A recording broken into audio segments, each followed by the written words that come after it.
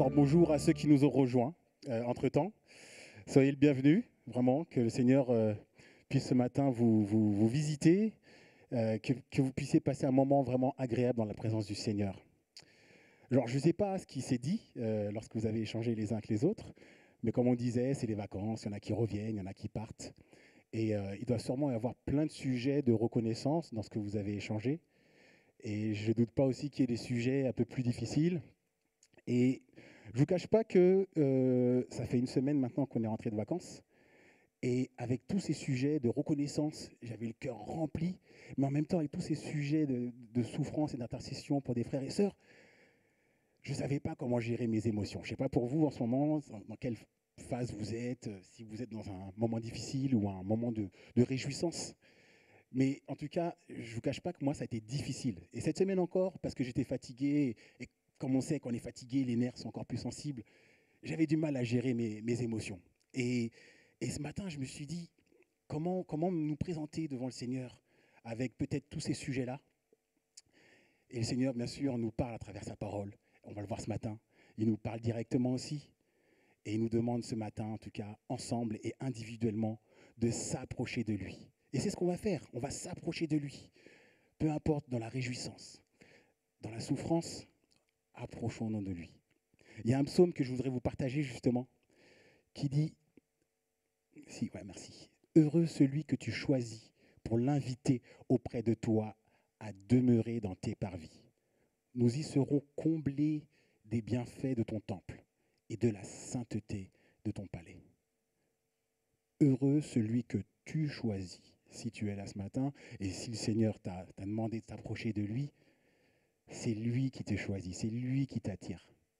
Peut-être ça a été difficile de venir jusqu'ici et peut-être tu regardes aussi à travers la vidéo et c'est difficile. Mais le Seigneur t'invite auprès de lui. Et c'est ce que nous allons faire par des chants. Nous allons chanter « C'est auprès de Dieu que je veux me tenir ». Nous allons contempler son visage. Nous allons contempler ses bienfaits. Car nous y serons comblés des bienfaits de ton temple et de la sainteté de ton palais. Je vais prier pour remettre ce moment et on va prendre ces chants. Seigneur, merci. Merci de nous inviter auprès de toi, Seigneur. Seigneur, merci parce que tu nous invites tels que nous sommes. Tu ne nous demandes pas de conditions, mais tu nous invites.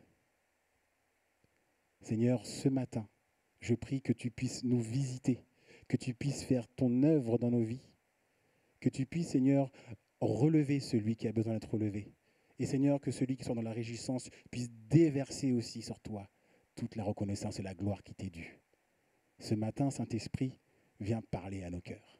Ce matin, Jésus-Christ, viens révéler ton nom pour ta seule gloire. Amen. C'est auprès de Dieu que je veux me tenir.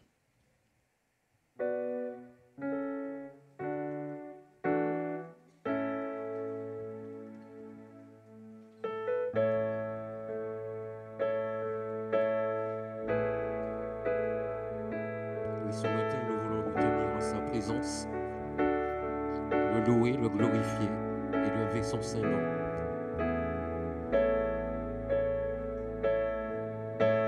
C'est auprès de Dieu que je veux me tenir. Il est mon Seigneur, mon roi. C'est auprès de Dieu que je voudrais sentir tout l'amour qu'il a pour moi. C'est auprès de Dieu que je voudrais grandir, entendre le son de sa voix.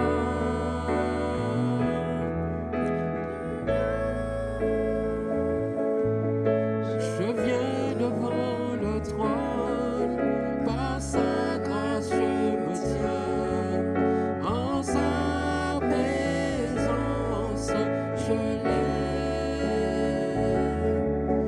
les yeux vers le lieu saint pour contempler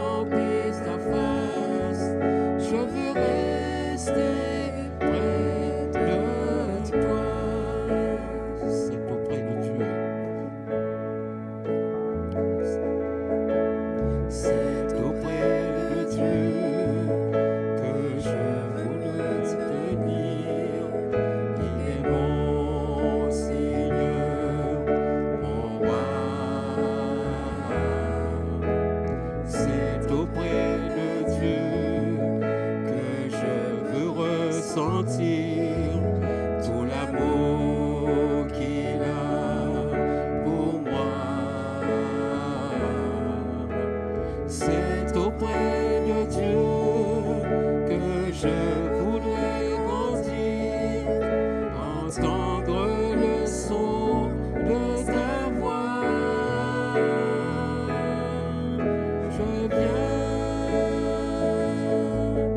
Je viens devant le trône, par ta grâce je me tiens, en ta présence je lève les yeux vers le lieu saint pour contempler ta face. Je veux rester près de toi.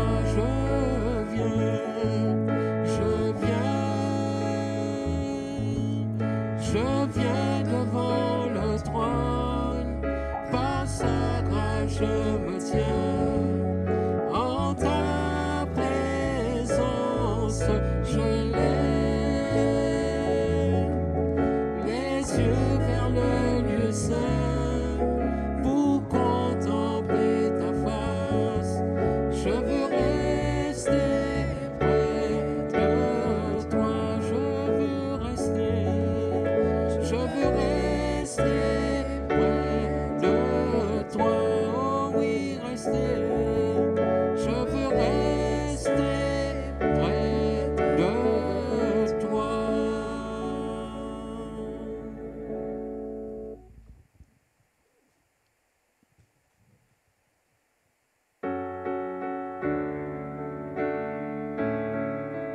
Oui, nous voulons être éblouis ce matin par l'amour de notre Sauveur, et par l'amour de notre Dieu qui s'est manifesté en Jésus-Christ.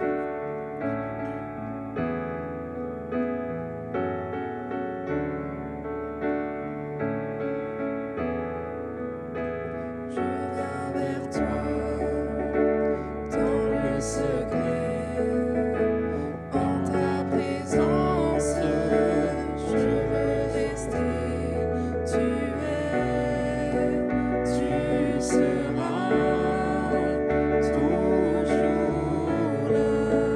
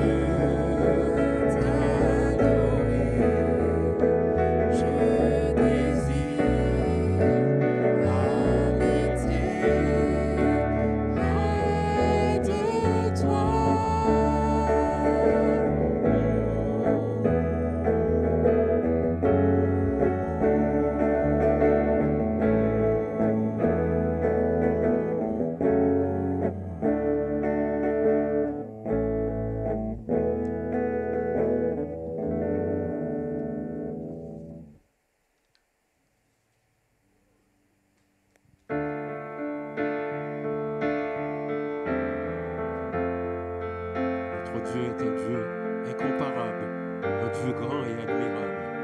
C'est pour cela que nous voulons le célébrer ensemble. Du plus haut des sommets, du fond des océans, la création nous parle de ta majesté.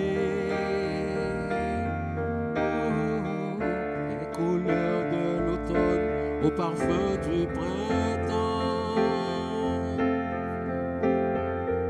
toute créature élève sa voix pour chanter,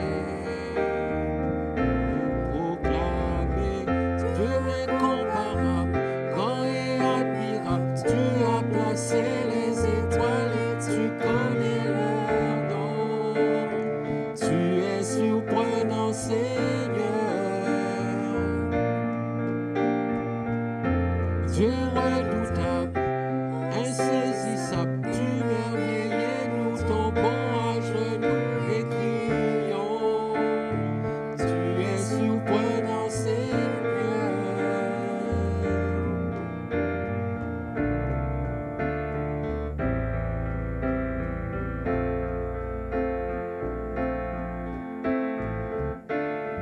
Tracer la route aux éclairs dans le ciel. Qui a vu les réserves de neige et de pluie? Qui a donné naissance à l'éclat du soleil? Mis le voile sur la douceur de la nuit. Quel mystère, Dieu incomparable, grand et admirable. Tu as placé les étoiles et tu connais leur nom. Tu es surprenant, Seigneur. Dieu redoutable, insaisissable, émerveillé, nous tombons à genoux et crions. Tu es surprenant, Seigneur. Dieu incomparable, grand et admirable. Tu as placé les étoiles et tu connais leur nom. Tu es surprenant, Seigneur. Dieu redoutable, inséparable, tu regardes mon cœur et pourtant tu m'aimes sans condition. Tu es surprenant, Seigneur. Dieu redoutable, Dieu redoutable, insaisissable, émerveillé, nous tombons à genoux et crions. Tu es surprenant, Seigneur. Dieu insondable, inébranlable, tu vois mon cœur et pourtant tu m'aimes sans condition. Tu es surprenant, Seigneur.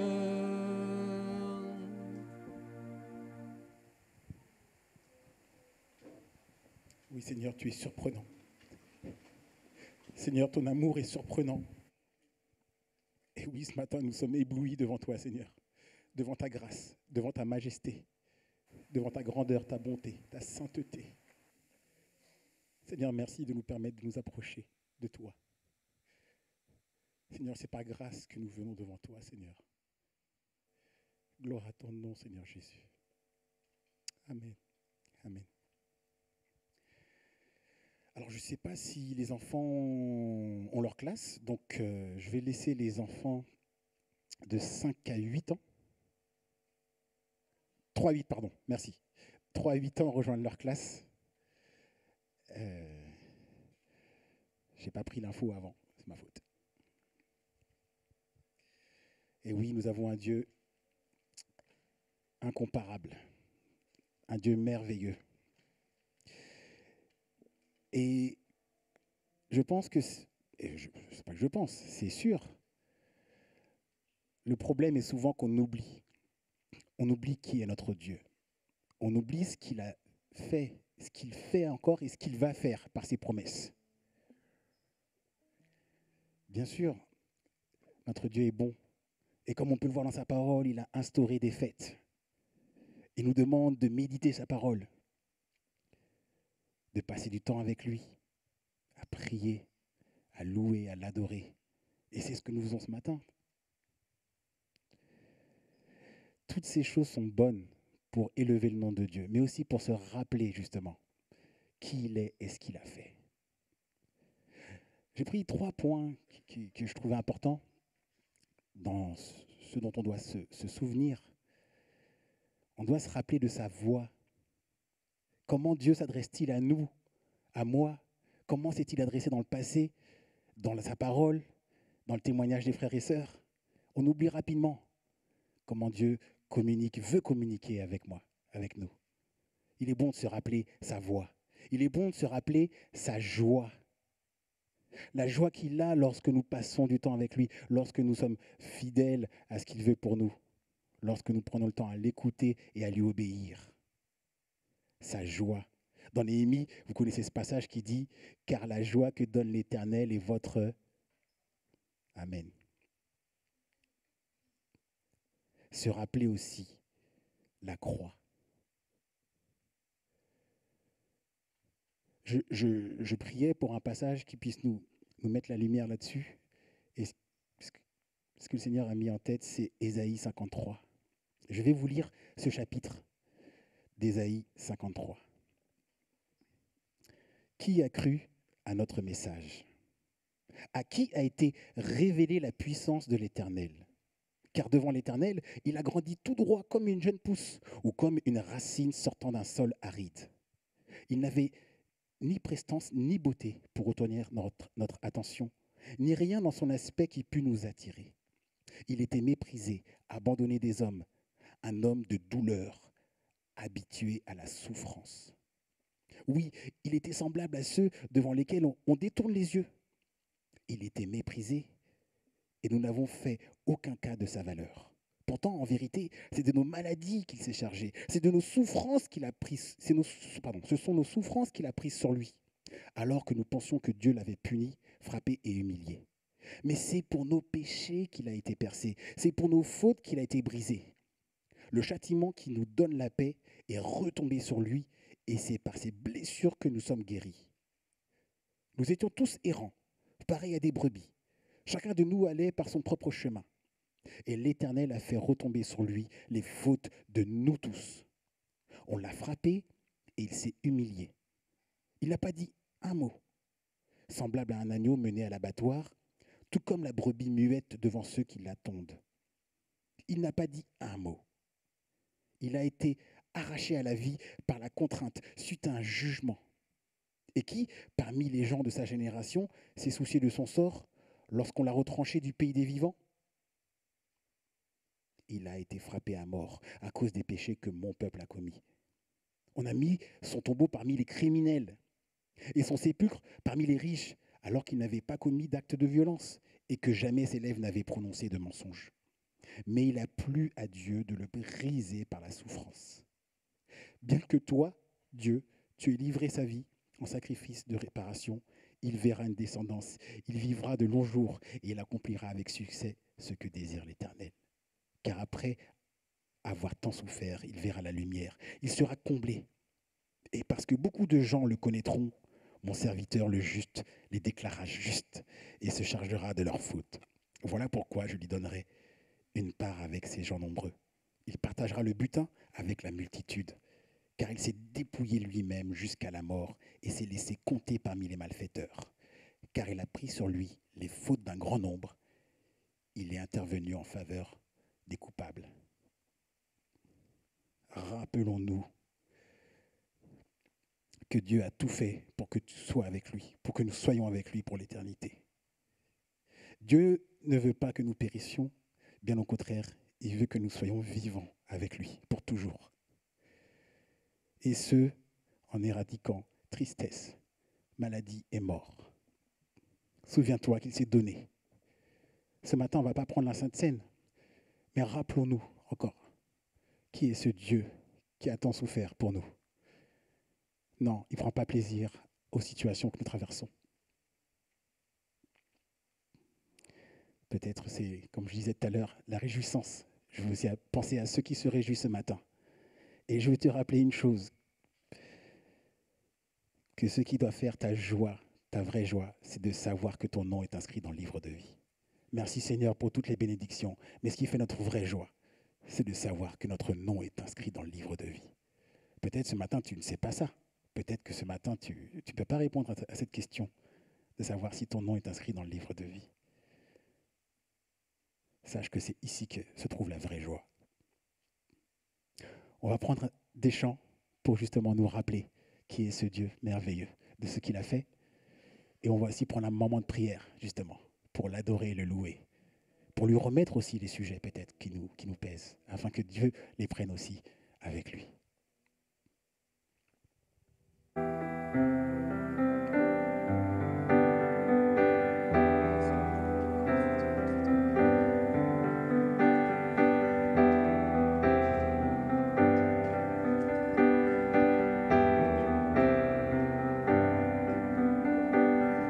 Tu transformes l'eau en vin, toucha les yeux de ta main, on est comme toi, comme toi. Dans nos ténèbres tu brilles, tu nous redonnes la vie, on est comme toi.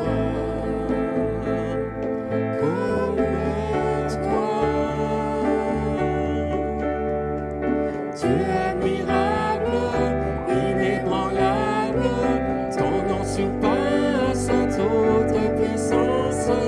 Dieu de miracle, incomparable, oh Dieu, oh Dieu.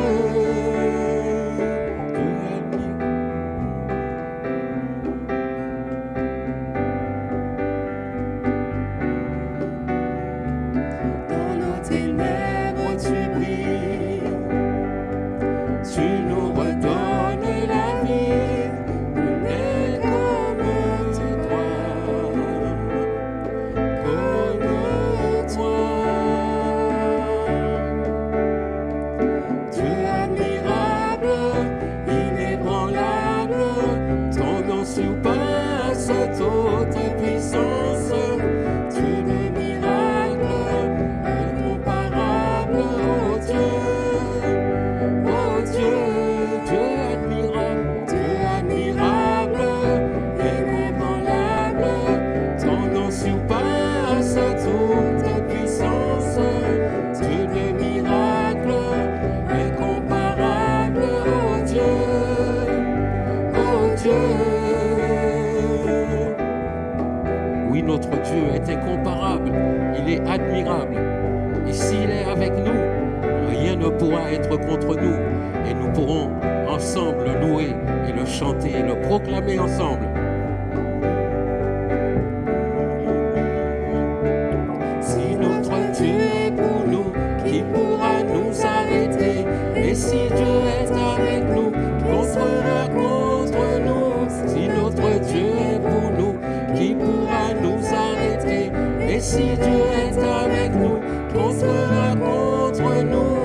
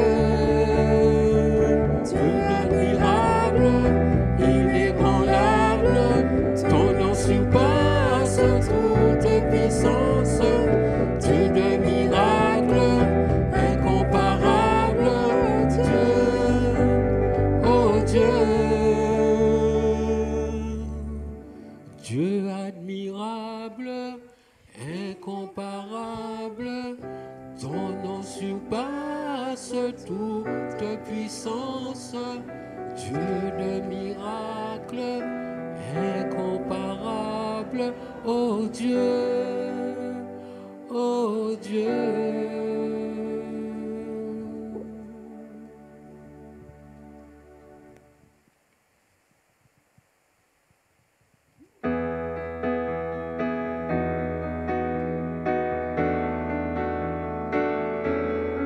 Dieu est bon et nous voulons le proclamer ensemble ce matin. Nous voulons nous réjouir en lui parce qu'il est le Dieu de notre salut. Alléluia.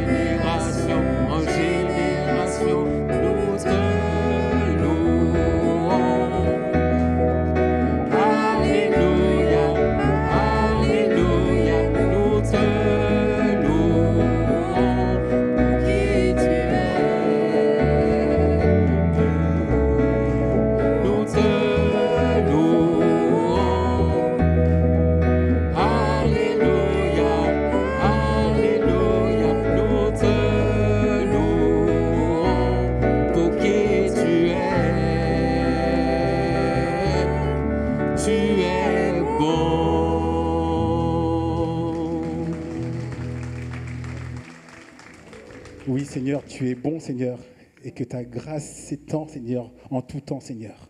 Merci pour cette grâce infiniment grande, infiniment bonne, Seigneur. Loué soit ton nom. Prions.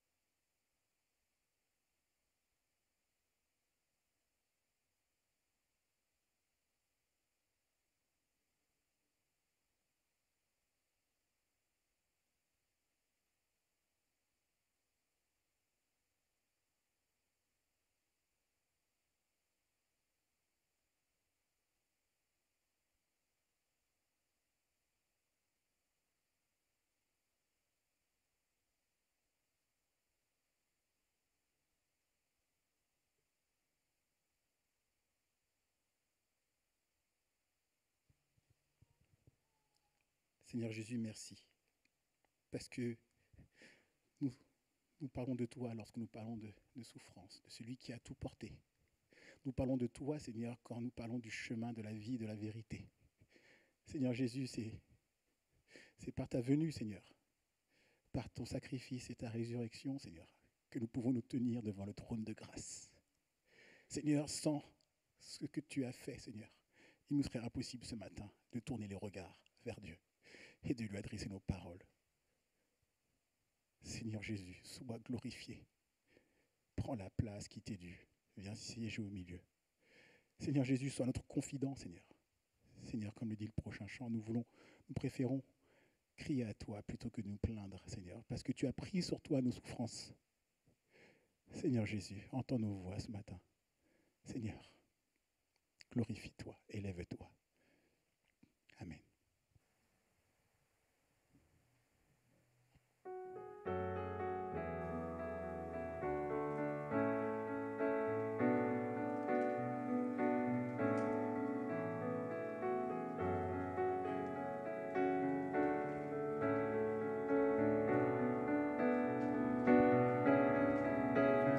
Comme soupire une biche après l'eau de ruisseau, moi aussi, ô Seigneur, je soupire après toi. J'ai soif de toi, mon Dieu, d'être là devant toi, de venir dans ton temple, me présenter à toi. Que enfin me reviennent les souvenirs d'antan, où heureux je courais vers ta maison. Je voudrais retrouver cet amour et ce feu, encore une fois brûlé, être fou amoureux de toi, attaché à tes pas, vibrer à ta parole et au son de ta voix. Qu'enfin me reviennent les souvenirs d'antan, où heureux je courais vers ta maison.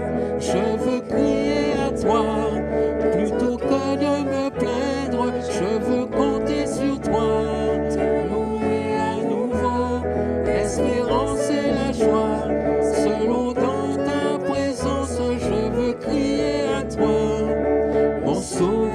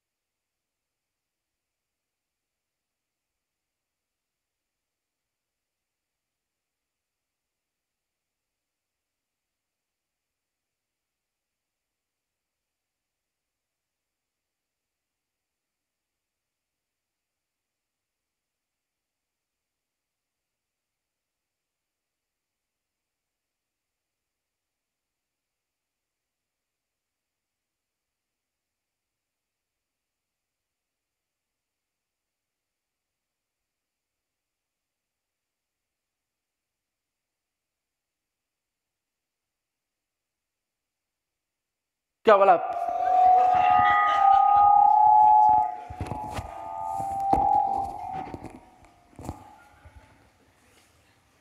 Ça, c'est une entrée quand même. Et le pire, c'est que vous savez, c'est que tout est filmé en plus maintenant. C'est bon, Yannick?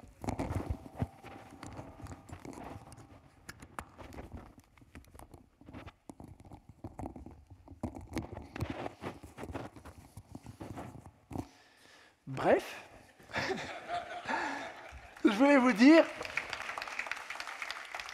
que je suis vraiment heureux d'être de retour. C'était bizarre avec notre famille. Souvent, vous savez, des fois quand les vacances arrivent à leur fin, on dit « Ah, c'est déjà fini ». Mais on avait une vraie joie à remonter à Ponto. On était très reconnaissants pour ce temps de ressourcement dans les montagnes et qui nous ont fait tellement de bien. Peut-être dimanche prochain, vous aurez le droit à quelques photos.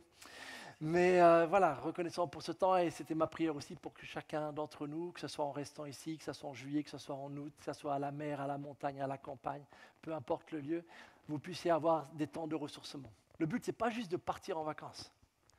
Le but, c'est de se ressourcer. Et on peut parfois même le vivre ici et profiter un peu de cette saison de l'été, de faire des marches de prière dans un parc, dans la forêt. Vraiment, en tout cas, c'est ma prière et on est vraiment heureux de vous retrouver. On a eu la joie de retrouver aussi nos 2 grandes qui étaient en Corée depuis 1 mois et demi en rentrant. Donc on était content de voir la maison debout. Et non, je blague. Mais voilà, j'ai beaucoup de choses sur le cœur et on va prier pour que le Seigneur nous parle par sa parole. Merci Père pour la communion fraternelle, pour l'Église. Merci parce que aussi différents sommes-nous les uns des autres en âge, en caractère, en arrière-plan.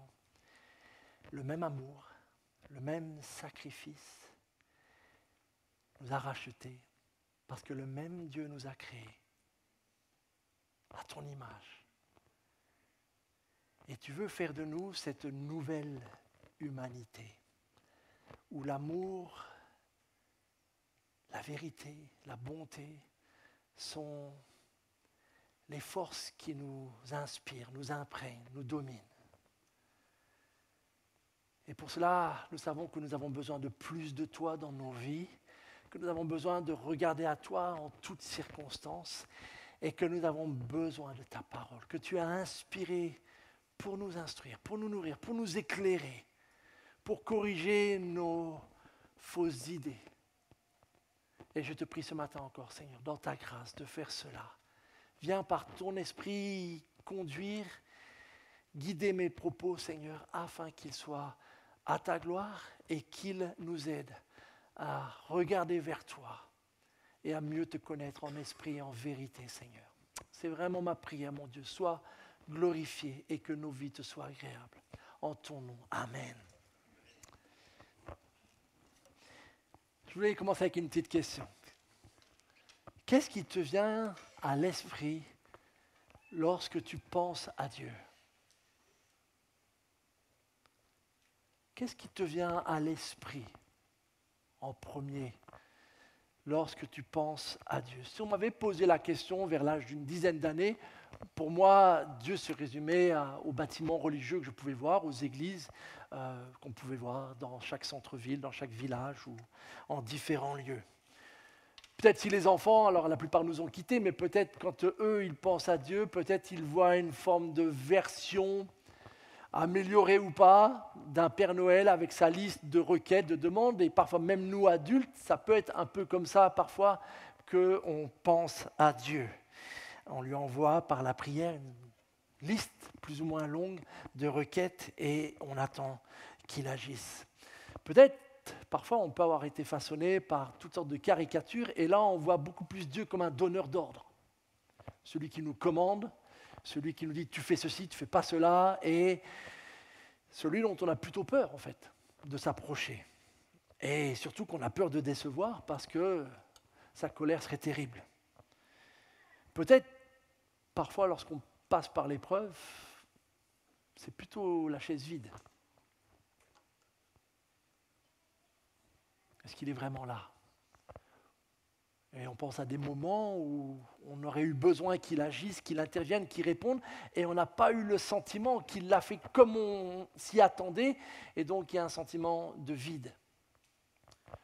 Peut-être, quand on a un peu le temps, et c'est peut-être le cas pendant l'été, on regarde un ciel étoilé, on lève un peu les yeux et qui est cet être qui remplit les cieux, ou que même les cieux ne peuvent contenir?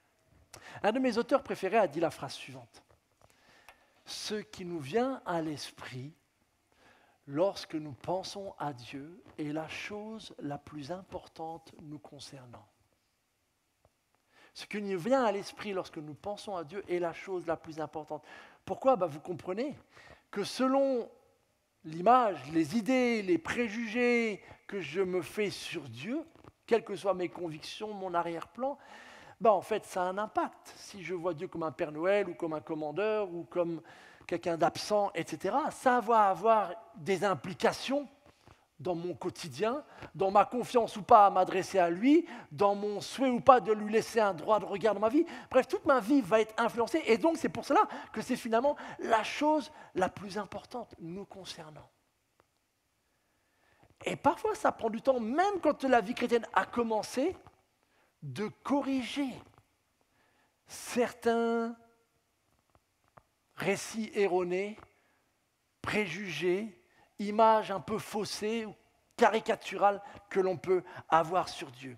Et il y a un psaume que j'ai redécouvert pendant l'été, que je trouve vraiment merveilleux et inspiré vraiment de Dieu, pour peut-être justement comme point de départ ou comme peut-être piqûre de rappel pour revenir à qui est vraiment Dieu. Et ce psaume, c'est le psaume 139. Vous êtes peut-être déjà familier avec ce psaume, peut-être vous ne l'avez jamais entendu parler, ou vous allez reconnaître quelques-uns de ces versets. Mais j'aimerais vraiment ce matin, avec ce psaume, prendre le temps de le lire et de remettre éventuellement en place 3 grandes vérités que l'Esprit a révélées à David et qu'il nous rappelle au travers de ce psaume. Et avec cette idée que si justement nous ne perdons pas de vue ces vérités, elles vont inévitablement avoir aussi un impact bienfaisant dans nos vies et dans notre relation à tisser avec ce Dieu tel qu'il se révèle. Le psaume 139, donc vous pouvez le suivre, sinon rassurez-vous, je vous ai mis le texte, je voulais le lire, mais j'ai le spot là en plein dans les yeux. Du coup, je vais le lire sur ma propre Bible, mais normalement, c'est la même version. Psaume 139, donc c'est un psaume du roi David. Éternel, tu me sondes et tu me connais. Toi, tu sais quand je m'assieds et quand je me lève. De loin, tu discernes tout ce que je pense. Tu sais quand je marche et quand je me couche. Et tous mes chemins te sont familiers. Bien avant qu'un mot vienne sur mes lèvres éternelles, tu sais déjà tout ce que je vais dire. Tu m'entoures par derrière et par devant et tu mets ta main sur moi. Merveilleux savoir, hors de ma portée, savoir trop sublime pour que je l'atteigne. Où pourrais-je aller loin de ton esprit ? Où pourrais-je fuir hors de ta présence ? Si je monte au ciel, tu es là. Et si je descends au séjour des morts, t'y voilà. Si j'emprunte les ailes de l'aube et que j'aille demeurer aux confins de la mer, des mers, là aussi ta main me dirigera, ton bras droit me tiendra. Et si je me dis, du moins les ténèbres m'envelopperont, alors la nuit même se change en lumière tout autour de moi. Pour toi, même les ténèbres ne sont pas obscures. Et la nuit est claire comme le plein jour. Lumière ou ténèbres, pour toi, sont pareilles. Tu m'as fait ce que je suis. Et tu m'as tissé dans le ventre de ma mère. Je te loue d'avoir fait de moi une créature aussi merveilleuse. Tu fais des merveilles. Et je le reconnais bien. Mon corps n'était pas caché à tes yeux quand dans le secret je fus façonné et tissé comme dans les profondeurs de la terre. Je n'étais encore qu'une masse informe, mais tu me voyais. Et dans ton registre se trouvaient déjà inscrits tous les jours que tu m'avais destinés, alors qu'aucun d'eux n'existait encore. Combien tes desseins, ô Dieu, sont pour moi impénétrables. Et comme ils sont innombrables, si je les comptais, ils seraient bien plus nombreux que les grains de sable sur les bords des mers. Voici, je m'éveille, ou je me réveille, je suis encore avec toi. Puisses-tu, ô Dieu, faire mourir le méchant, que les hommes sanguinaires partent loin de moi. Ils se servent de ton nom pour leurs desseins criminels. Eux, tes adversaires, ils l'utilisent pour tromper. Éternel, comment donc ne pas haïr ceux qui te haïssent et ne pas prendre en dégoût ceux qui te combattent? Eh bien moi, je leur voue une haine extrême et je les considère comme mes ennemis même. On va revenir sur ces versets. Écoutez bien la fin. Sonde-moi, ô Dieu. Pénètre mon cœur. Examine-moi. Pénètre les pensées qui me bouleversent. Regarde, considère si je suis le chemin du mal et dirige-moi sur la voie de l'éternité. Amen. Beaucoup de richesses, je ne pourrais pas toutes les couvrir, mais juste mettre en avant pour commencer 3 vérités que David nous rappelle dans ce psaume. La toute première, vous l'avez peut-être déjà imaginé, c'est que notre Dieu, mon Dieu, sait tout de moi. Ton Dieu, Dieu, sait tout de toi. Les théologiens parfois résument cette vérité avec un mot un peu barbare et pas forcément très poétique de l'omniscience. Heureusement, David n'a pas juste écrit un psaume, tu es omniscient, tu es omniprésent, tu es omnipotent, amen.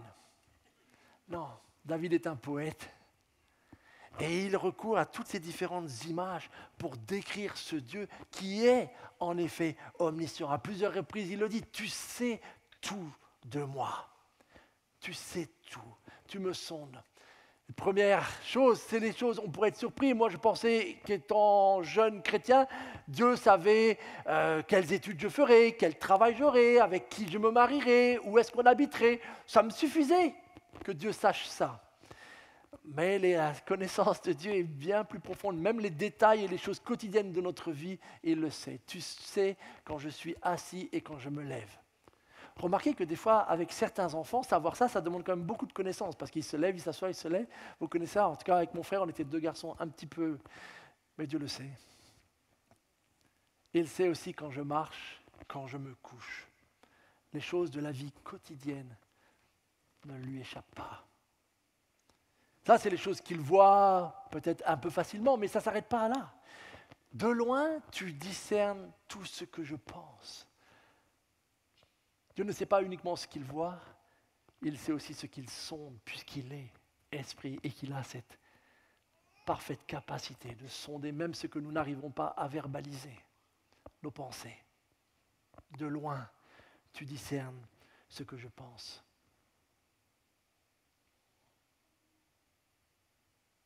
Il me connaît. Non seulement cela, et là aussi c'est un record. C'est que bien avant qu'un mot ne vienne sur mes lèvres, et pour quelqu'un bavard comme moi et qui a tendance à parler avant de réfléchir, je n'arrive pas à prendre Dieu de vitesse. Il sait, avant même que je parle, tout ce que je vais pouvoir dire. Il le sait. Dieu sait tout de moi. Et une autre chose qui me touche, c'est que tous mes chemins te sont familiers. Ludo a fait référence à la reconnaissance ou à la souffrance. Et nous savons que la vie nous fait passer par toutes sortes de chemins, et tous ne sont pas toujours l'extase. Et peut-être c'est votre cas en ce moment. Que le chemin par lequel vous passez, vous aimeriez vite qu'il termine, ou vous aimeriez prendre un raccourci, ou vous aimeriez vite le quitter, ou vous aimeriez que le bout du tunnel se manifeste grandement. Et c'est difficile, et c'est douloureux, et c'est éprouvant, et ça suscite beaucoup de questions auxquelles parfois on ne trouve pas la réponse. Mais sache que pour autant, si c'est un tel chemin dans lequel tu te trouves, ce chemin-là, Dieu ne l'ignore pas. Tous tes chemins lui sont familiers. Dieu sait tout de moi. Alors quand on dit toutes ces choses, qu'il sait ceci, qu'il sait quand je m'assois, qu'il sait ce que je pense, qu'il sait ce que je vais dire, il y a un côté des fois rassurant. Mais aussitôt, je ne sais pas pour vous, mais quand on est enfant ou quand on commence à sourire, ça soulève tout en question. Mais alors s'il sait ça, pourquoi ?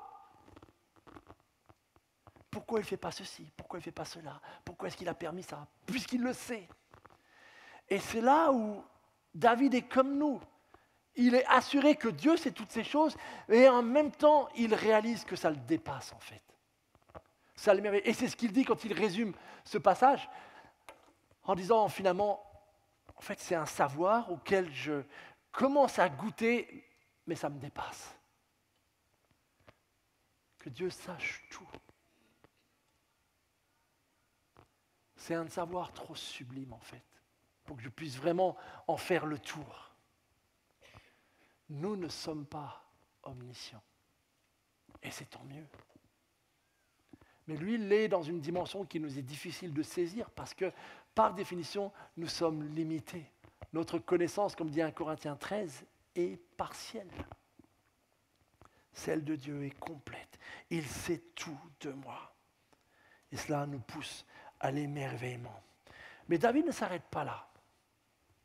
Après avoir formulé cette vérité qui lui fait du bien, je pense, de savoir que Dieu n'ignore aucun de ses chemins, aucune de ses circonstances, il va évoquer une autre. Mais ce qui est curieux, c'est qu'il va l'évoquer sous la forme de la fuite.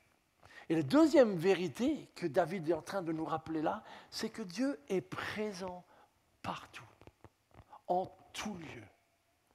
Dit autrement, il n'y a pas un lieu où je puisse m'en trouver où Dieu ne serait pas là, présent. C'est ce qu'il dit en lançant cette question. Où pourrais-je aller loin de ton esprit ? Où pourrais-je fuir hors de ta présence ? Pourquoi fuir un Dieu qui sait tout ? Je ne sais pas pour vous, mais en général, notre réaction quand on n'a pas fait ce qu'on savait être la bonne chose, notre réflexe, c'est de se cacher. Lorsqu'en tant qu'enfant, on a pu faire une bêtise et qu'on n'est pas trop pressé que papa et maman le découvrent, on la cache aussi longtemps qu'on peut y arriver. Lorsque on sait qu'on a pu désobéir à un commandement, notre réflexe, c'est de fuir. Par peur, par crainte, par honte, peu importe la motivation en soi, c'est un réflexe. Et David a connu ça. Il a connu ça, mais du coup, il y réfléchit. Et en même temps, il se dit, mais en fait, où pourrais-je aller ? Où pourrais-je fuir de telle sorte que là où j'arriverai, je serai hors de ta présence ? Et David fait le tour de la question et il réalise en fait que ce soit dans l'axe vertical ou dans l'axe horizontal, il n'y a aucun lieu où je peux me trouver. Je ne suis pas monté au ciel pendant les vacances, mais on est monté assez haut sur certaines montagnes. Et ce qui était magnifique, c'est de pouvoir continuer à prier Dieu de tout là-haut. Et de sentir que aussi bien peut-être on était haut par rapport à l'altitude de Ponto, Dieu était tout autant présent. Alors David évoque le haut, il évoque le séjour des morts. Si je descends peut-être très profondément, peut-être qu'à un moment donné, je m'éloigne de Dieu. Et pendant l'été, j'ai entendu un témoignage qui était vraiment touchant et je voulais juste, je sais pas, peut-être vous l'avez entendu aussi parler, c'est ce témoignage lors de la tragédie en 2010 au Chili. Je ne sais pas si vous vous rappelez de ce fait divers, mais il y avait eu un éboulis, un drame, une catastrophe dans une mine au Chili. Et 33 mineurs se sont retrouvés enfouis pendant 69 jours à 700 mètres sous terre. Alors si vous êtes un peu claustrophobe et que déjà descendre à la cave ou vous retrouvez dans une pièce fermée, c'est compliqué, imaginez-vous 700 mètres sous terre pendant 69 jours. Et je crois que ça a pris, je n'ai pas retrouvé le nombre de jours exact, mais c'est seulement après au moins une quinzaine de jours de mémoire, j'espère pas dire de bêtises, qu'ils ont eu leur premier contact avec ceux qui étaient au-dessus, qui les croyaient peut-être morts. Et du coup, ils ont entrepris, après avoir établi le contact, ils ont entrepris tout un forage et ils ont finalement, au bout de 69 jours, réussi à creuser et à extraire un par un chaque mineur. Et donc, c'était un événement national au Chili, bien évidemment. Et l'un des hommes a écrit un livre il était chrétien et beaucoup de ces mineurs étaient chrétiens et ils partagent comment, en fait, ce qui les a tenus, c'était la présence de Dieu. C'était le fait d'avoir tout de suite pu prier et se tenir, s'encourager les uns les autres et maintenir cette espérance qu'il n'était pas que 33 hommes à 700 mètres sous terre. Dieu était là, avec eux. Et ils les ont extraits, et un de ces hommes est devenu pasteur, ou il était déjà, je ne sais pas, aumônier en tout cas, mais il a écrit ce livre témoignage. Mais voilà, même jusqu'au plus profond des terres, Dieu est là. Et si ce n'est pas dans le sens de vertical, c'est dans le sens de la largeur. David dit, même si je prends les ailes de l'aube et que je fonce vite, là où le soleil va se coucher, en fait, Dieu est toujours là. Et pour vous, nous qui avons peut-être eu l'occasion des fois de voyager sur différents continents, vous savez très bien qu'il n'y a pas un lieu où on puisse se trouver sans que je puisse à l'instant même, là où je suis, me tourner vers Dieu. Pourquoi vouloir lui échapper alors, s'il est présent partout? Vous vous rappelez Jonas? Jonas sait, et il le dit aux marins qui sont dans le bateau, l'Éternel a créé les mers et la terre. Et pourtant, quand il veut désobéir, c'est en prenant un bateau et aller le plus loin possible. Adam et Ève ont tenté de se cacher. Alors aujourd'hui, peut-être on est un peu plus sophistiqué ou je ne sais pas. Es-tu en train de fuir la présence de Dieu? Ça peut paraître bizarre, vous êtes venu dans un bâtiment où ça serait difficile. Mais je pense être allé à l'église tous les dimanches de toute ma vie, depuis que je suis chrétien, pardon. Mais je pense que des fois, je me trouvais assis dans les églises et je ne suis pas sûr que mon cœur était vraiment dans la poursuite de la présence de Dieu. Et une des habitudes que je dénonce souvent, c'est que dès que j'ai un peu envie de fuir, je cesse d'aller à l'église. Pensons-nous vraiment que le fait de ne plus venir à l'église, nous allons réussir à fuir la présence de Dieu? Et c'est pour ça que je dis toujours au contraire. Si pour X raison la présence de Dieu t'indispose, viens justement à l'église. Ne plus venir ne résoudra pas le problème. Et il se pourrait même qu'au contraire, dans la présence de Dieu, Dieu te parle et te ramène davantage près de lui. Ne fuyons pas la présence de Dieu. D'abord parce que c'est peine perdue et parce que la solution se trouve dans sa présence.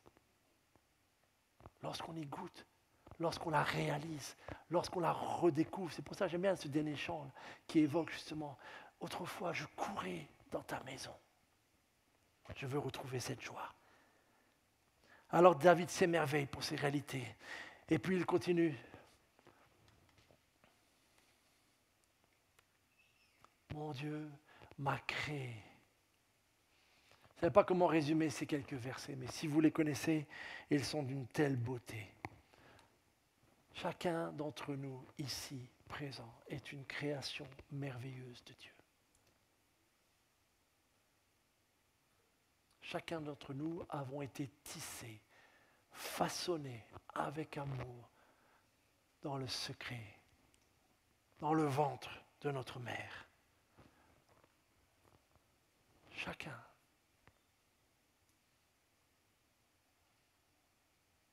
C'est important. Parce que nous ne minimisons pas le péché, loin de là. Mais nous pouvons parfois tellement le mettre en avant au point que nous en oublions qu'avant que le péché ne corrompt ce que Dieu avait créé, nous sommes une créature merveilleuse. Avant que le péché n'interfère dans ma relation avec Dieu, dans ma relation avec mon prochain, dans ma relation en moi-même, tu es une créature merveilleuse, un enfant voulu de Dieu, un fils, une fille, tissé, façonné avec amour. Il faut prendre le temps de laisser de telles vérités descendre au plus profond de nous. Et heureusement, David les dit avec une poésie incroyable. S'il y a une chose qui est merveilleuse et sacrée, chacun d'entre nous. C'est une des raisons pour laquelle, avec de tels versets et avec cette telle conviction,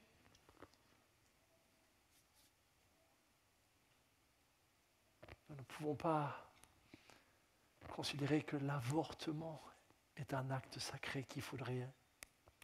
Vous avez entendu un peu les journaux. Et c'est un sujet délicat. Et loin de moi de minimiser toutes les situations de viol qui doivent être jugées et condamnées de la manière la plus sévère qui soit, parce que c'est un crime. Mais on ne peut pas remplacer ou corriger ou rectifier un crime par un autre crime. En tant que chrétiens, nous ne le pouvons pas.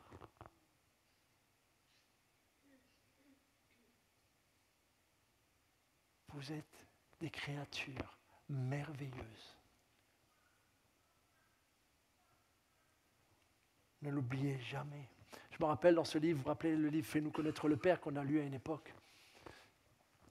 Et dans ce livre, à un moment donné, il parle d'un prêtre russe qui travaillait auprès des personnes qui vivaient dans l'alcoolisme, l'ivrognerie, etc. Et donc, il voyait des vies ravagées par l'alcool. Je ne sais pas si vous vous rappelez ce témoignage.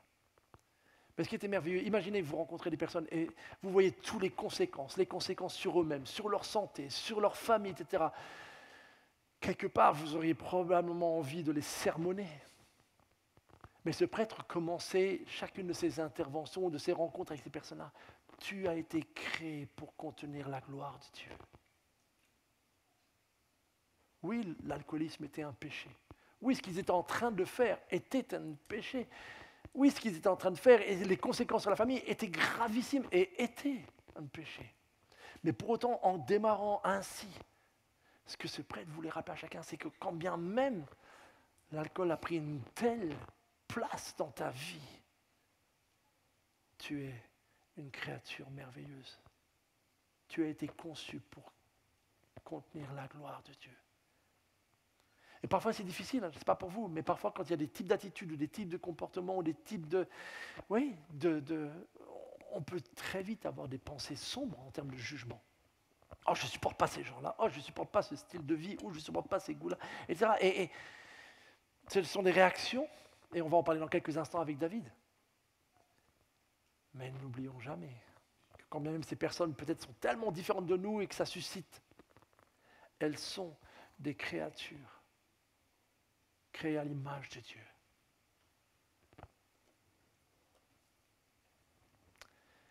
Alors David dit tout cela et il finit en s'extasiant. Combien tes desseins, ô Dieu, sont pour moi impénétrables, innombrables. Si je les comptais, ils seraient bien plus nombreux que les grains de sable. Réaliser que Dieu sait tout, que Dieu est présent partout, que depuis ma conception, il me connaît, il me voit. Tous mes jours sont inscrits. Tout d'un coup, on ne sait pas quelle guêpe le pique, mais David change complètement de ton et on a tout d'un coup des versets.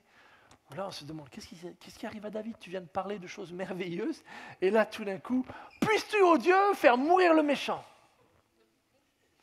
Et comme souvent David dans les psaumes, il n'y va pas avec des pincettes. Hein. Tout d'un coup, on a tout son zèle qui explose là, dans ces quelques versets, en plein milieu d'un psaume. Alors juste peut-être quelques éléments pour comprendre cela. Une des pistes peut-être que je trouve intéressante, c'est que, je ne sais pas si ça vous est déjà arrivé, mais quand vous contemplez quelque chose qui est beau, qui est merveilleux, ou vous venez de faire, on va commencer avec du basique, vous venez de ranger parfaitement une pièce de la maison. Vous y avez passé du temps, vous avez tout remis à sa place, etc. Et tout d'un coup, un des enfants ou votre conjoint vient et agit comme si franchement... En général, si ce n'est pas la colère, vos pensées à ce moment-là sont rarement pleines de bienveillance. Parce que tout d'un coup, il y a une espèce de contraste incroyable avec ce que vous venez de faire. Plus, Imaginez que vous venez d'investir pendant des semaines une œuvre d'art. Vous venez de créer, vous avez composé quelque chose, vous avez dessiné quelque chose, vous avez mis de votre temps, ou dans votre travail, vous avez investi dans un projet, et à un moment donné, une personne vient quasiment balayer tout ça d'un revers d'une main, soit par une remarque, soit carrément en détruisant la chose, etc. et tout. En général, nos réactions sont explosives sur le moment. On pourrait multiplier les exemples. Ce que je veux vous montrer par cela, c'est que je pense qu'une des raisons pour laquelle David réagit soudain et qu'il y a un tel contraste, c'est qu'en effet, après avoir dit que Dieu sait tout, que Dieu est présent partout et que nous sommes ses créatures, David n'oublie pas que dans son quotidien, en ce moment, il y a des hommes qui veulent sa peau, qui en plus utilisent le nom de Dieu pour cela, et ça jaillit en lui parce que les deux sont incompatibles. Et il dit, mais, oh non, c'est ce genre de personne, alors là, je ne peux pas. Mais comprenons bien dans les psaumes, quand il y a ce genre de paroles, le fait qu'il les exprime ne signifie absolument pas que nous devons aller jusqu'à ce qu'il est en train de dire. Prenons un exemple de David. Voilà comment David parle. Vous vous rappelez comment David a traité Saül ? Saül lui a mis la misère pendant une décennie, a cherché à attenter à sa vie à maintes et maintes reprises, a envoyé les meilleurs soldats à sa poursuite. Lui, qui avait été un soldat fidèle, lui qui avait restauré la gloire d'Israël en permettant la victoire sur Goliath, lui qui a conquis un bon nombre de Philistins, etc. Le voilà maintenant traité comme un chien par le roi Saül. Et à plusieurs reprises, il a l'occasion de mettre fin à sa vie. David a peut-être parfois dit, mais puisses-tu faire mourir Saül parce que j'en peux plus de faire comme ça. Je ne peux même plus habiter dans mon propre pays. Mais au moment donné où on lui dit, vas-y, regarde, tu peux maintenant régler le problème. Celui que tu es là, tu peux le... David n'a jamais été jusque-là. Et quand même, quand Saül est mort, il a même écrit une complainte sur cet homme qui pourtant lui a fait. Donc vous voyez, le fait de l'exprimer, le fait des fois d'avoir des paroles qui sont là et qui sont dans la prière, ne signifie absolument pas dire, ah donc on a le droit de haïr nos ennemis. Non. Du tout. Mais peut-être si parfois des émotions de colère sont là, peut-être les étouffer n'est pas toujours bon. Et que dans la prière, qu'à Dieu, tu peux les lui exprimer. Et une fois les avoir exprimés, t'arrêter là. Seigneur, tu sais que cette personne-là m'irrite au plus haut point. Je ne sais pas pourquoi. Je te le dis à toi parce que je ne veux surtout pas mal agir et faire quelque chose que je regretterai, dire quelque chose que je regretterai. Mais à toi, Éternel, qui peut tout entendre et de toute façon qui sait tout de moi, autant que tu le saches, autant que je te le dise. C'est peut-être une des raisons. La deuxième, je n'ai pas le temps de vous l'expliquer, mais vous lirez le psaume 101. Le psaume 101, c'était le serment du roi. C'était le psaume qu'un roi devait prononcer comme un terme d'engagement dans une intégrité. Et un des engagements du roi dans le psaume 101, c'est de lutter contre toutes les facettes du mal. C'était son devoir un peu de policier moral, quelque part, et de garant de cette-là. Et David, dans ces versets-là, exprime un peu ce qui est écrit dans le psaume 101. Et donc, c'est peut-être ça qui jaillit à ce moment-là, parce qu'il considère que c'est son rôle d'être zélé contre la méchanceté. Mais heureusement, David ne s'arrête pas là. Et ce n'est pas la fin de son psaume, mais ce qu'il va dire juste à la fin, et avec lequel je vais terminer, montre bien justement que David ne se met pas au-dessus de tout ce qu'il vient d'évoquer, mais il se l'applique à lui-même. Tout à l'heure, j'ai dit dans l'intro que nos pensées vis-à-vis de Dieu sont la chose la plus importante nous concernant.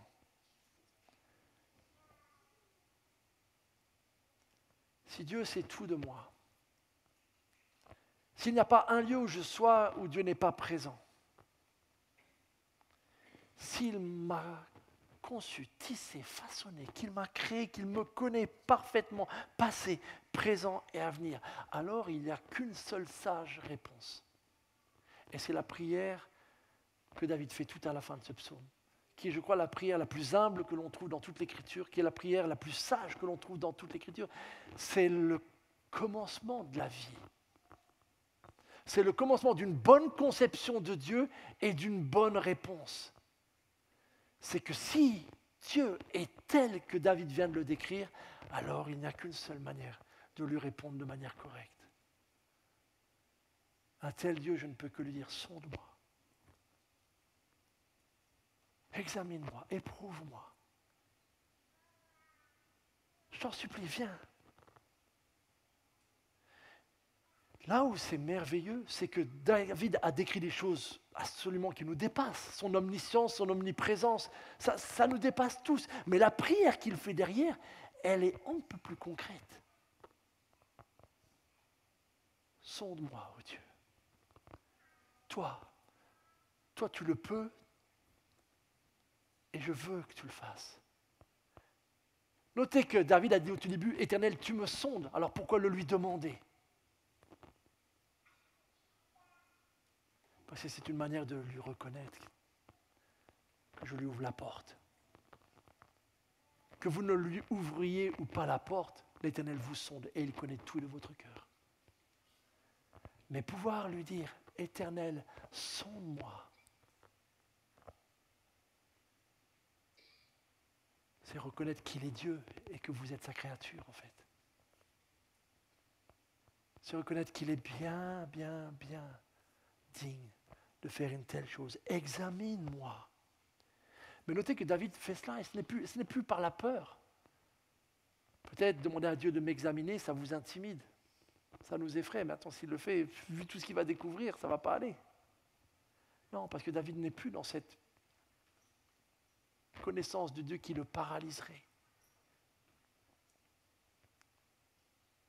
Nul besoin d'avoir peur du Dieu qui t'a créé, puisqu'il t'a créé avec amour. S'il y a quelqu'un qui peut bien te sonder, t'examiner et pénétrer et lire ton cœur, sans te rejeter, c'est bien lui. Quoi qu'il y trouve. Je trouve cette prière, je ne sais pas combien de fois je l'ai faite de toute ma vie, mais je la trouve tellement saine pour bâtir et avancer sur tous les chemins avec Dieu. Sonde-moi, oh Dieu. On est en été. Peut-être il y a un peu moins le rush de l'année scolaire. On court tous un petit peu, c'est la vie. Il y a une part qui est normale qu'on ne peut pas atténuer. Mais si, pour des raisons de vacances, vous êtes dans une période plus calme, c'est peut-être le bon moment de prendre le temps de faire une telle prière. Dire, Seigneur, avant de me lancer dans tel projet, avant de commencer à être à la rentrée, de voir, il faut que je fasse ça, il faut que je fasse ça, il faut que je fasse ça, il faut que je réinscrive les enfants ici, il faut que je cours ici ou là, etc. Peut-être c'est le bon moment, au milieu de l'été. Arrêtez, prendre du temps au calme. Seigneur, viens. Dis-moi, toi, ce que tu penses. Examine, sonde, partage-moi. Et plus encore, considère, ou dans une autre version, c'est regarde si... Et David fait ça après avoir dit tout ce qu'il vient de dire sur les méchants. Hein. Il dit, bon, j'ai toutes ces émotions, mais peut-être qu'en fait, elles ne sont pas très saines pour moi. Regarde, Seigneur, et si jamais, en fait, dans cette colère, je suis sur une voie qui n'est pas la bonne, dirige-moi. Peut-être je me trompe. Peut-être j'ai tort. Peut-être je juge rapidement et je n'ai pas toute la vérité et je peux me tromper. Alors, dirige-moi, Seigneur. C'est un roi qui prie ainsi. Un roi qui ose se remettre en question. Et moi, j'aime ces temps de l'été. Pour cela, j'avoue. Trouvez-vous un lieu calme. Un parc, une prairie, une montagne, une bord de mer, un bout de forêt, je ne sais pas. Mais faites cette prière, pas en 2 minutes. Hein. Une fois l'avoir faite, attendez la réponse. Ou dites-lui, Seigneur, j'ai une semaine de vacances là et je veux, chaque matin, prendre rendez-vous avec toi et je veux faire cette prière. Et aide-moi à être attentif à la manière dont tu vas me répondre. Peut-être par un texte biblique dans mes méditations, peut-être par des pensées, peut-être par un message, peut-être par un livre que je vais lire pendant l'été, etc. Mais je veux être attentif à ta réponse. Mais Seigneur, je t'en prie, je t'y invite, sonde-moi, examine-moi, pénètre-moi, dirige-moi, surtout parce que je ne veux pas me tromper de chemin. Je veux que tu me diriges sur la voie de l'éternité. voyez comment dans un simple psaume très connu, David nous rappelle 3 vérités essentielles qui vont produire une juste prière derrière. Je suis conscient que là, on est dans le basique quelque part, mais le bon basique, les bonnes bases. Parce que si j'ai du mal à bâtir une relation avec le vrai Dieu, ça va être difficile d'avoir la bonne attitude derrière. Alors que là, avec ce psaume, David nous met vraiment sur la bonne piste, mes amis. Jésus a dit dans Jean 17, verset 2 ou 3, « La vie éternelle consiste à te connaître, toi, le seul vrai Dieu et celui que tu as envoyé. » La vie éternelle commence dès maintenant. Ma résurrection corporelle n'a pas encore eu lieu, nous l'attendons tous. Mais ma vie éternelle a commencé au jour où j'ai commencé une relation avec ce Dieu. Le nouveau Manu, le nouveau JB, le nouveau Pedro, ils sont déjà là. Et notre vie éternelle a déjà commencé. Et sur ce chemin, nous pouvons déjà dès maintenant apprendre à le connaître jour après jour, en sachant que nos chemins nous sont familiers, qu'il sait tout de nous, depuis notre conception jusqu'à ce moment où nous le verrons face à face. Donc si tu veux vivre la vie éternelle, commence dès aujourd'hui à connaître ce Dieu. Et de cette connaissance de Dieu, avoir la juste réponse. Sonde-moi, Seigneur, guide-moi, je te remets mes chemins, dirige-moi, vraiment. Alors je prie que vraiment ces petits rappels puissent nous aider, chacun, chacune, à bâtir une relation, une marche avec notre cher Seigneur, sur la vérité, sur un fondement solide. Pas sur nos idées reçues, pas sur des spéculations, mais sur ce que David dans ce psaume nous révèle. Le Seigneur sait tout de toi. Il est là où tu es. Il te connaît depuis le début. Tu es son enfant merveilleux. Veux-tu maintenant l'inviter à te sonder et à te diriger? Prions. Éternel notre Dieu, nul n'est comme toi. Comment parler de toi d'une manière juste, toi qui as tout créé, du sommet des montagnes jusqu'au fond des océans, comme nous l'avons chanté, mais toi qui existes depuis toute éternité.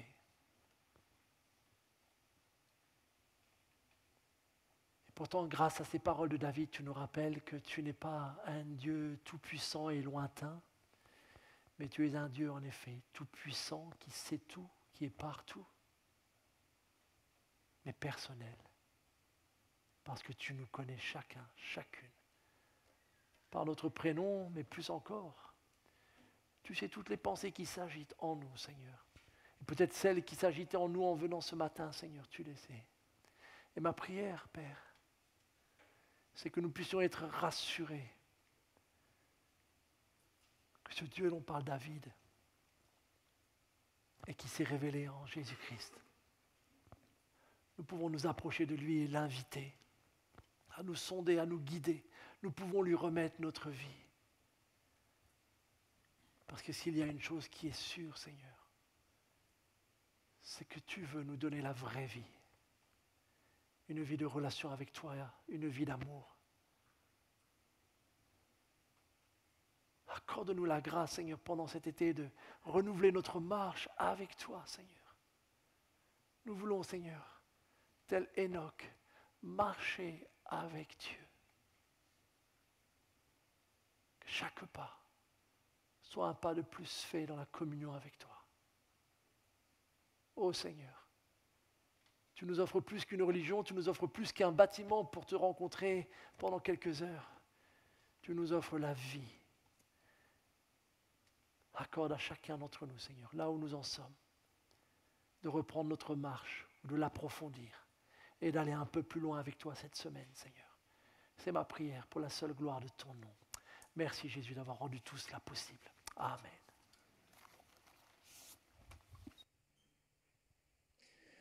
Merci Manu de nous avoir rappelé cela.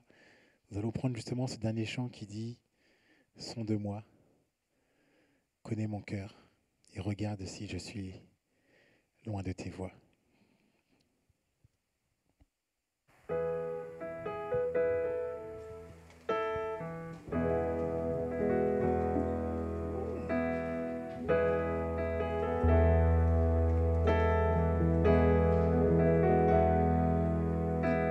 Sonde-moi, ô Dieu,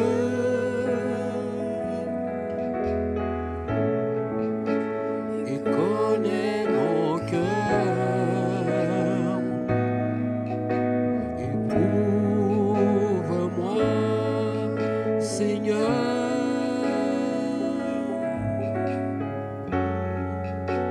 et connais mes pensées. Sonde-moi, ô Dieu. Sonde-moi, ô Dieu,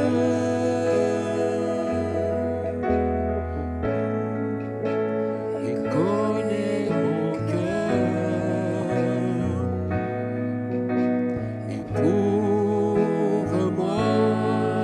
Seigneur,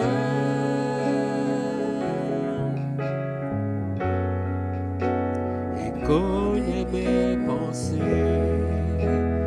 Regarde si je suis loin de toi.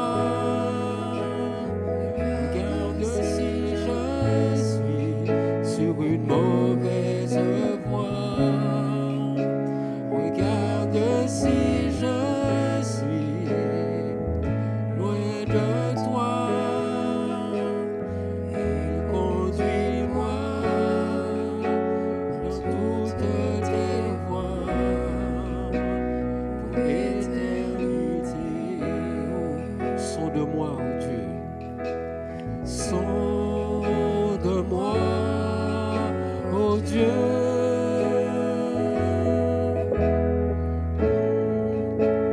Et connais mon cœur. Éprouve-moi, Seigneur,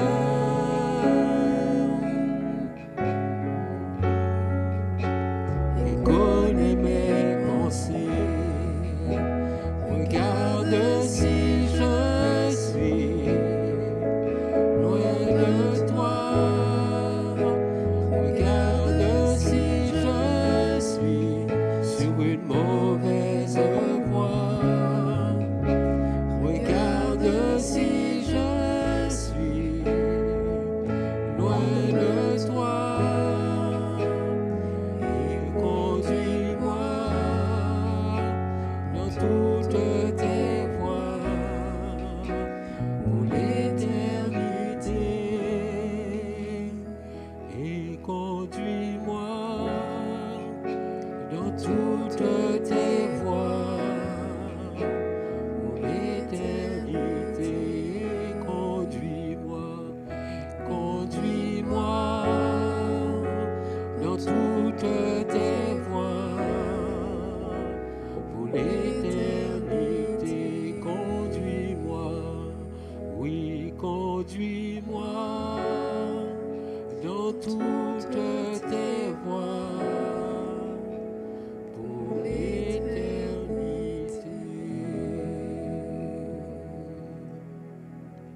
Amen. Amen. C'est le moment des annonces. Donc, il n'y en a pas des masses, si ce n'est une. Comme vous le savez, depuis le début des vacances, tous les mercredis, dans le salon, nous nous rencontrons pour les 3 P. Nous rappelons les 3 P. Ouais, je les ai entendus, c'est bon. Parabole, partage, prière. Donc le mercredi soir à 20h30 dans le salon. Et c'est tout pour les annonces. N'oubliez pas que si vous voulez faire une offrande, si votre cœur le dispose, vous avez toujours les urnes qui sont ici et la possibilité de le faire aussi sur le site de l'église. Bon dimanche à chacun et bonne semaine.